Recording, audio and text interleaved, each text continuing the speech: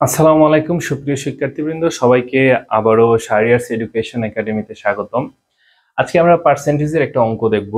খুব সহজ ওয়েতে আমরা পার্সেন্টেজের অঙ্কগুলো আজকে আমরা সলভ করব। আচ্ছা, আমরা আগে প্রশ্নটা বুঝি। মনে রাখবেন, এই অঙ্কগুলো সচরাচর ব্যাংকের বিভিন্ন প্রিলিমিনারি প্রশ্নগুলোতে সচরাচর এই ধরনের প্রশ্নগুলো আসে। তো আপনি যদি প্রশ্নটা ভালো করে বুঝতে পারেন তাহলে আপনার অঙ্ক অর্ধেকটাই শেষ হয়ে যায়। একটু দেখি আমরা। A man lost 10% by selling a bicycle, মানে একটা মানুষ যে একটা বাইসাইকেল বিক্রি করে 10% লস করেছে। অর্থাৎ সে 100 টাকা দিয়ে কিনছে, 90 টাকা দিয়ে বিক্রি করছে, তাইলে কিন্তু 10% লস হয়। তারপর তার বিক্রি করছে সে কত টাকা দিয়া? 4 টাকা 1530, অর্থাৎ সে 1530 টাকা দিয়ে বিক্রি করছে।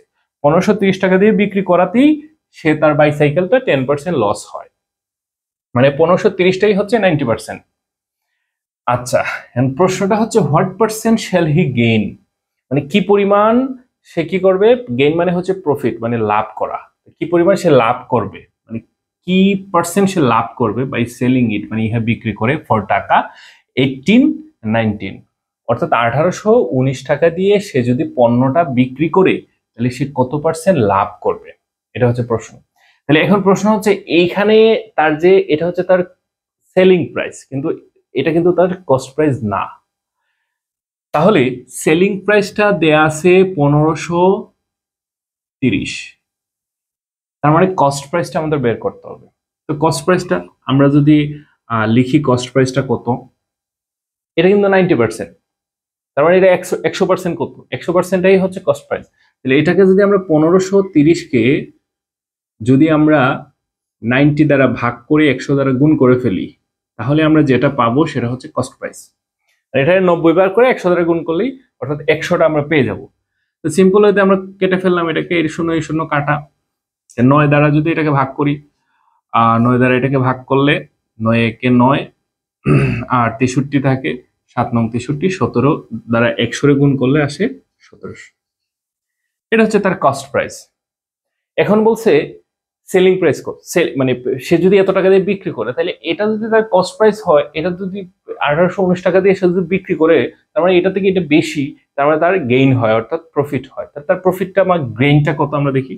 গেইন, আমরা যদি গেইনটা বড় হাতের দেই, গেইন, তাহলে গেইনটা আসে তার যে সেলিং প্রাইস থেকে যদি আমরা বিক্রি করি, 1819 থেকে যদি 1700 বিয়োগ করি, তাহলে আসে 119। এটা হচ্ছে তার গেইন। তো গেইন কিভাবে আমরা বের করি, অর্থাৎ পার্সেন্টেজ অফ গেইনের অথবা প্রফিট লসের এই পার্সেন্টেজটা আমরা সচরাচর টার্গেটকে বেস দ্বারা ভাগ করে 100 দ্বারা গুণ করি। এই একটা প্রসেসিং আমরা গত ভিডিওতে আলোচনা করেছিলাম, যে কোনো কিছুর পার্সেন্টেজ বের করতে হলে বেসটা নিচে লিখবেন আর টার্গেটটা উপরে এবং 100 দ্বারা ভাগ করবেন। টার্গেট বলতে আমরা এটাই বোঝাচ্ছি যে অর্থাৎ সেলিং প্রাইস থেকে কস্ট প্রাইস বিয়োগ, লাভের ক্ষেত্রে আর লসের ক্ষেত্রে কস্ট প্রাইস থেকে সেলিং প্রাইস বিয়োগ করতে হয়। তো এইটা বিয়োগ করার পরে যেটা আসবে, আসার পরে বেস মানে কস্ট প্রাইস, বেসটা সচরাচর কস্ট প্রাইস হয়, সেই কস্ট প্রাইস দ্বারা ভাগ করে 100 দ্বারা গুণ করে যেটা হবে সেটা হচ্ছে পার্সেন্টেজ।